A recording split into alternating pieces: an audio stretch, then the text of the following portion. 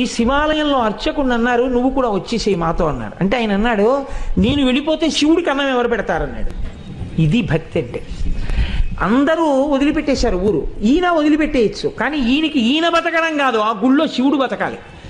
అందరినీ బతికించేవాడు అందరినీ ఊరి నుంచి పంపించేస్తున్నాడు, వాడికి దయలేనప్పుడు నేను ఎందుకు ఉండాలనాలి. ఆయన అలా అనలేదు, వాడికి నేను అన్నం పెట్టాలన్నాడు.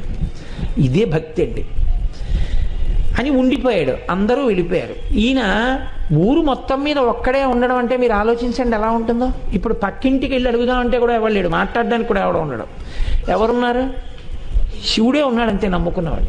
ఆయనకే చెప్తున్నాడు, అందరూ వెళ్ళిపోయారయ్యా, నేను ఒక్కడనే ఉన్నాను, నీకోసమే ఉన్నాను, నేను వెళ్ళిపోతే నీకు ఇంత ముద్దెట్టేవాడు లేడు, ఇంత ముద్దెడదామని ఉన్నాను, నాకు దొరికితే నీకు సగం పెడతాను, నాకు దొరకడం మానేసింది అనుకో, ఇద్దరం పస్తుందాం అని చెప్పాడు. శివుడి మనసు కదిలిపోయింది ఈ భక్తికి. ఇదండి భక్తి అంటే.